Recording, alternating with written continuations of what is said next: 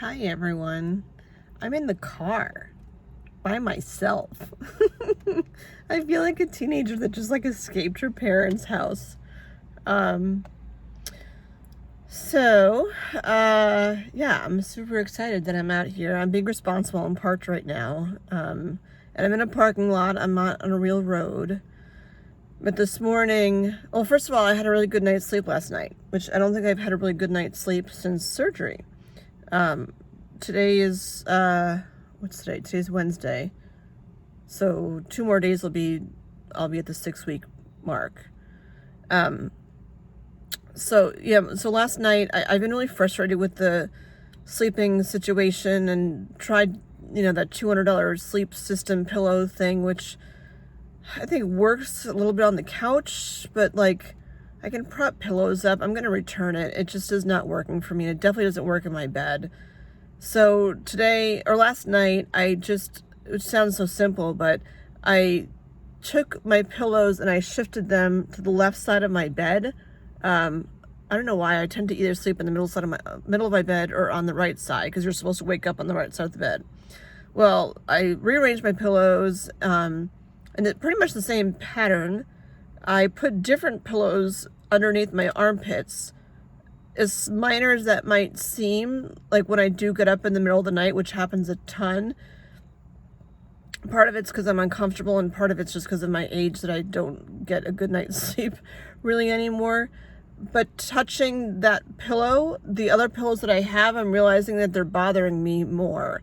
They just remind me that something's different, because those are the pillows that I had gotten right before surgery. They were great for the first however many weeks. But at this point, when I touch them, it's like some weird psychosomatic thing that I'm like, yeah, I remembered why I got these pillows. And I just, I don't know. It makes me wake up when I touch them. I'm like, ooh. So I switched back to regular pillows that I have underneath my arms and just moved to the left side of the bed, which seems stupid and silly, but I had to rearrange quite a bit because all my stuff is set up on the right side. Like I have that, I don't know if I showed you, I have a chair next to my bed to hold a water bottle and stuff. It was holding, well, there actually still is a cup with 2 Tylenols in there just in case I need them in the middle of the night. But they've been in there for weeks. I haven't needed to wake up in the middle of the night to take a Tylenol in at least almost a week, I think. So I woke up this morning and I was on the left side of the bed, but scooted myself out on the right side. And I think I slept a solid, 6.5 hours of sleep, which for me is really good straight. I do notice that I've been coughing. I use Sleep Cycle, which is a free app, because somebody told me that I snore. I'm like, I don't snore. Apparently I do snore. Since I've lost, I can tell that I've lost weight. My pants are just fitting differently. But since I lost some of that weight, I'm not snoring as much. And plus I'm elevated. So you tend not to snore when your head's elevated anyway. But I noticed that I've been coughing, I don't know, 3 up to 6 times a night. I'm up at random points, just clearing my throat, coughing. So I don't know what that's all about. Just something to keep an eye on. But I was so happy about that. And then I'm like, yay, I got a full night's sleep. So I'm going to try to be normal. Just forget anything that's going on and just try to be normal. They want me to get back into my routine slowly. So I did that. So I got up. My son left for school. I had a glass of water, took my morning meds, had a banana, put my workout clothes on, which now fortunately fit again. It was 45 degrees out this morning. And the good thing about going through perimenopause is that I don't mind walking in 45-degree weather outside. I never used to be one of those kinds of people, but now I am. So yeah, I just put on a regular, a fleece sweatshirty kind of thing. And I went out walking and it felt normal. Because I'm this is what I used to do before stuff happened. So I went on a sidewalk, outside of my apartment complex, but it's along a major road. So God forbid something were to happen, somebody would see me. Plus I was wearing a bright orange jacket intentionally. And it, like, I didn't feel cold. I got kind of nervous, like, what happens to implants if it's, like, really cold out? Like, do they freeze? I imagine that they don't, because they're inside your body, and your body is, like, 98.6 degrees, whatever. But I went down the sidewalk, and I got up to a traffic light where it was part of the 3.5-mile loop I used to do every morning. And I'm like, if I could just get to the traffic light, I'll be excited. But either way, I didn't want to push it. So I set a timer on my phone for 10 minutes. And I said, either way, I'll go 10 minutes out and 10 minutes back, and that will be enough, and I'll be fine. So I got to, I don't know, a stone's throw away from that, the end of the street. And it said I was at the 10-minute mark. And I'm like, you know what? I can walk to the end of the street, just to say I walked to the end of the street.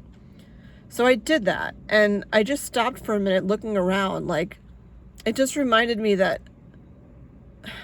I am slowly getting back to normal, my new normal, because I do that walk, or did that walk, all the time. So I felt really happy. And then I'm like, I don't want to overdo, so I started walking back home. And then once I hit the entrance for my apartment complex, I was at like 0.95 miles or something. And I'm like, I just want to hit a mile, you know? I wasn't huffing and puffing, which was great, because even after COVID, which was the end of March, so that was like 6 months ago now, I had been working on getting my respiratory system up and functioning like fully again too.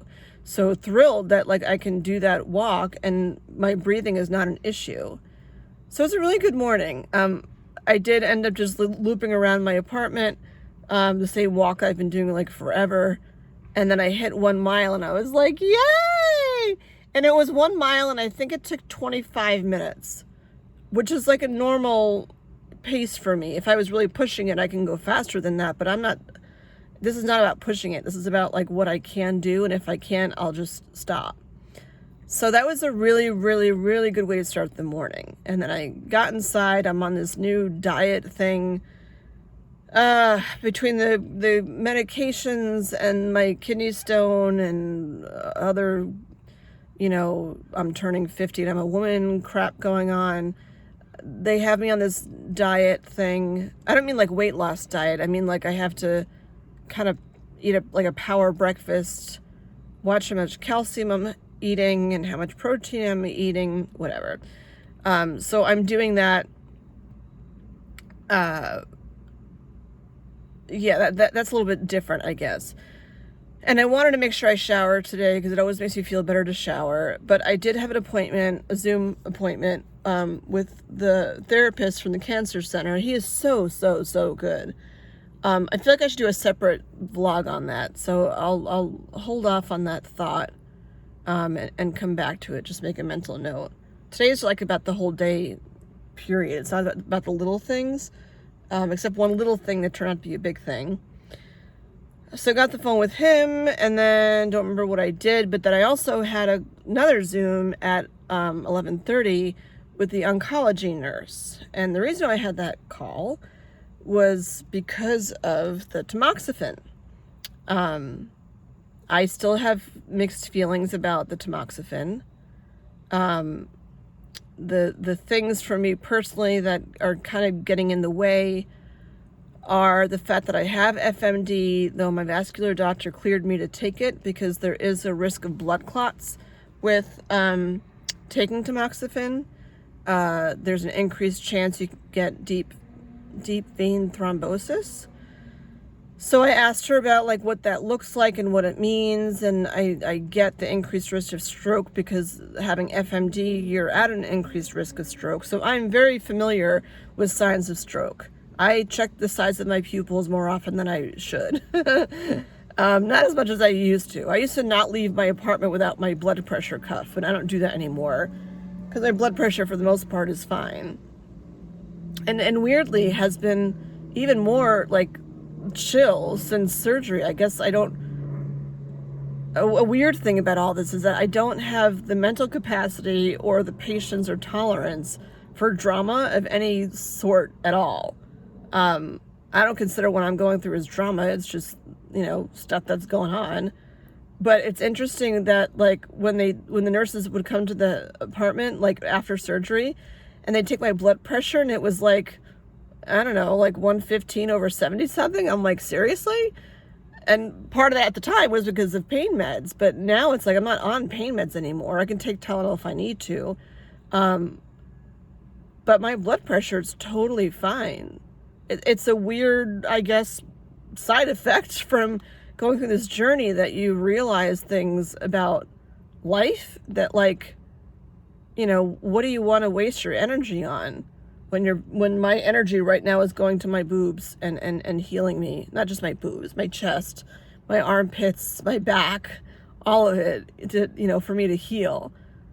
And like one overall thing that the therapist did say this morning was that he said something about, like, well, this will be Gen 2.0. And I'm like, I passed Gen 2.0 a long time ago. I've been through a lot of stuff where I'm like, morphing into, the best gen, whatever. And I think I hit that point, and then something happens. And we were talking about, like, friendships and family and that kind of stuff. And I'll come back to another vlog on this. I don't want to spend too much time on it now. But, I said to him, it's not about 2.0. It's like, I've been doing so much self-development work over the years, and I didn't anticipate this being part of the process. But in some weird way, it's bringing me to a whole other level in understanding people and relationships in my body and what I want from life at this stage. And I don't like using the word stage anymore. At this point in my life, it's just very interesting. But the appointment with the oncology nurse was pretty long. I had a lot of questions to ask her. There's so many moving factors with tamoxifen. Same thing with, like, if you Google it, or regardless of Googling, if you talk to people that have been on it, you'll hear people say, yeah, I was, because you're supposed to be on it for 5 years, and sometimes you're on it for 10 years, depending on where you are with menopause. So tamoxifen is for people that are premenopausal or perimenopausal. I'm 49, regardless of age. I am perimenopausal. And actually, that's one question I forgot to ask her. Well, I can follow up. Because I said, like, if it's for perimenopause, what happens if I'm on, like, year 3 and my periods haven't happened for, like, a year, and now I'm considered in menopause? I imagine that they would, like, switch me to something else. The other course of meds, I don't have my notebook on me, are, I can't remember the name. It starts with an A, something inhibitors. But they don't have the risk of blood clots like the tamoxifen does. But your body has to be in menopause in order for those to work. Your ovaries have to, like, not be working anymore. Like, that time has to be done. Yeah, so you can't go on that other, I can't remember the name. I'll find it in my notebook and do another vlog on it or something.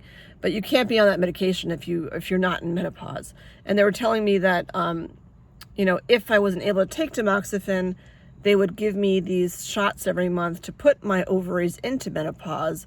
But that's a lot too, when you're, like, forcing your body to be in menopause when it's not ready for it. And I mean, my gut says that's a lot to, like, just get a shot every month to have my ovaries just, like, go to sleep and not work so that I can have, the medication to work. So deep down, I know that tamoxifen is the right way to go. I can get over the whole risk of stroke thing because I've probably had FMD for, like, 30 years and just didn't even know that I had it. And I mean, at that point, for a long time, I was on birth control pills, and birth control pills definitely have an increased risk of blood clots. That's why you're not supposed to take them once you hit, like, the age of 35. So I'm like, if I had FMD then and I was on birth control pills, which I would think would be a higher risk of blood clots than the tamoxifen, that I should be fine. So I'm trying to get back into normal so that way I sort of am psyching myself out about any side effects I would have on the tamoxifen. So there are the people that's, like I said, that say they've been on it for 5 years or 10 years and they're fine, whatever. And then there's people who are like, I had one of 100,000 different, not literally, but like, probably 20 different side effects that you can have from the medication, ranging from like 20-pound weight gain to vision problems, mood swings, all sorts of stuff. And I'm pretty, I'm pretty self-aware. And other people would tell me, like, if I was having mood swings or something, or if I even noticed that I was starting to gain weight. I mean, I know I've gained weight since, like a year ago. I know I put on 10 pounds, and that was also with COVID going on. So I was a lot less mobile than I was before that. And I wonder how much of it was swelling and whatever from the cancer. I don't know. And then between surgery and the last time I weighed in, which was a little over a week ago, I think, whatever, I had gained another 10 pounds. But I do know I've lost weight because my pants that I wasn't able to fit in before are now fitting. And even like this morning when I went to put on my yoga pants to go walking, they're the ones I used to always wear. And granted, I had a little bit of a belly, but I was able to get them on and it didn't look so super noticeable. And my jackets I was able to close. My boobs are still swollen, but anyway, so while I was, she was going through all that, it's a very personal decision. If you're going through this, I would say, like, you can take in what everyone else is saying. I don't know what my journey is going to be like. And I think, like, my plan right now is, like, once I hit, like, day 100 or something on here, I might just check in, every now and again, as something pops up to talk about. I don't know. That's my thought right now. Because I don't know what side effects I'll have. And I don't want to say, oh, I gained 5 pounds and it's because of tamoxifen. I could have gained 5 pounds as I had 5 dinner rolls yesterday. Like, I don't know. So while I was on the Zoom with her, I said, I have the bottle right here. And it was a big deal for me to pick it up from the pharmacist. But I have it, and I told her I haven't opened it yet. So before I got on the Zoom, I took, like, the seal off the top, because, now that I'm, like, a little baby, I don't have child-proof lids on anymore. I have regular ones that you can just screw on and off. But it was sealed with foil, and I jabbed a pen very happily into it to be like, "Arr!" and open it up. And I took the pills out. The pills are pretty big. They're not, like, coated or anything. Here, I can show you one. You want to see one? It makes it less scary. Because one of the things I said to her was, I said, I want to take the pill while I'm on the phone. I asked her, like, are there medical indications that I shouldn't be taking it at this time of day, or I should be taking it with food, or, when should I take it? And she's like, you're supposed to take it at the same time every day. So I told her, like, I want to take it while I'm on the Zoom with you, just so I have support from the emotional part of taking the stupid pill. So here's the stupid pill. There you go. It says, I probably can't zoom in, and my right arm hurts. It says T20 on it. I don't like, or T2. T2? Is that what it says? No, T20. Yeah, there she is. T20. I don't like that it starts with T. Too many things with cancer start with a T.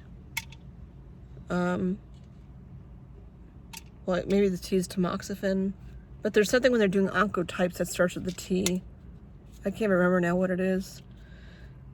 So, yeah, I told her that, and she said she's been a nurse for 30 years, and she said she's never seen a patient actually take their first tamoxifen in person with her.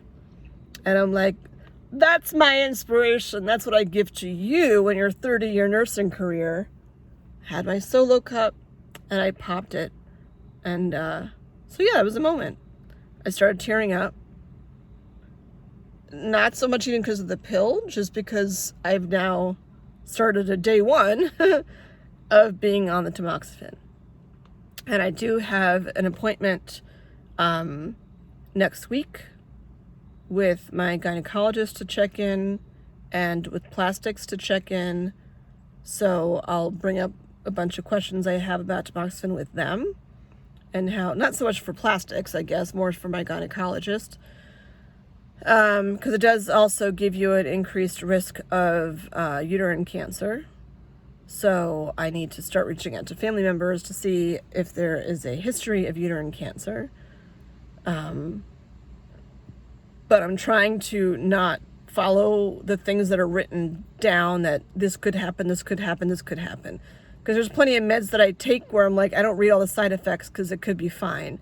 And I don't want to have, like, you know, psychosomatic side effects. They've done plenty of studies with tamoxifen and placebos, which I don't know who the hell would be in that study. Because if I had breast cancer, I would not want a placebo for whatever. I'm sure it was very controlled, but they did stuff like that, and people said, oh, you know, I gained all this weight, and I have this, and I have this, and it turns out that they were actually taking the placebo. So I'm trying to get back into normalcy. The walking was part of that preemptively, and then after the appointments, I showered, which is tiring. It's hard to shower. I have to say, with the adhesive off of the purple adhesive off of my breasts, I've been using Aquaphor and those abdominal pads I've been saying for spots that looked reddish, and I don't really like how they look right now. It's almost like, since the adhesive is off, it looks like almost like my boob is too heavy and it's like pulling the skin down. And I know, like, I think it's like 20% of people that have this done end up going back in for some like touch-ups to their, you know, to their boobs to clean up shop a little bit. So I opened up a new bra. I had gotten 3 at the plastic surgeons, and I kept one unopened, but since I'm going back next week, I took out a brand new one to put on to make sure I had like extra support. I don't like how it looks. It could be fine. I mean, what's today? Today's Wednesday. I go see him in a week. So maybe I'll take a picture of it and put it up on the gateway just to be like, hello, this is what it looks like right now. And it could have looked like that before, and I just couldn't tell because the adhesive was there. But I don't like how it looks. And I haven't really like injured myself bad enough to have a scar to know how it's going to heal. And I know it's still early and all that stuff. It's just like, I want like pretty boobs when the whole thing is said and done for all the stuff that I've been through. So yeah, so I showered and I wore my new bra. I got put my little black dress on to match my car. I didn't get to makeup because, yeah, not enough hours in the day, whatever. And I didn't really care. I don't know. I don't even know if I just put my fingers through my hair. And then they also told me this morning, the therapist said to me, I mentioned the driving, and I said, you know, it's going to be a bit too much, and I don't want to like overdo or be in an unsafe situation. And he said, unless you practice a little bit like every day, it's like you're not going to get that strength back. Even when it comes to walking, I am still walking and not swinging my arms because I'm still very careful with my arms. My left arm I'm less careful with because I don't have as many issues with that side. But it's like you have to swing your right arm like you normally would, or else your muscles, I mean, on a severe point, unless your muscles will atrophy, and then like you won't have the option. So he's like, when you're walking, and he's like, I would get in the car every day and just, you know, even if you drive like one circle, whatever. So that's what I did. I got in my car and I didn't want to go on a regular street. I'm in a pretty quiet parking lot, and I just went up and down a few times. I actually was able to move my right arm more than I was when I went driving, I think it was 2 days ago. Maybe because there's less people here, so I feel less pressure to do whatever. And I haven't been in a car by myself since before surgery, so it's kind of like freedom being here. And I know that my chest is bothering me, like muscular wise is bothering me, and it's time to like go home. But I got behind the wheel, and, you know, here I am. And I'll take it easy for the rest of the night. she said too, the oncology nurse said too, like what you don't want to do is like be home with your feet up all the time. Because we were talking about deep vein thrombosis, and I'm like, are there things that I should be doing? Like, should I wear compression socks all the time? Like, are there things I can do to minimize my risk of having that happen? Because she said it happens pretty much in your calves. So probably to be on the safe side, I might go back to wear compression socks. It's getting colder out anyway. Though I don't like how they feel, but I don't. I'd rather not have deep vein thrombosis and deal with what it feels like to have socks on. Maybe I should just buy better like foot cream or something. I don't know.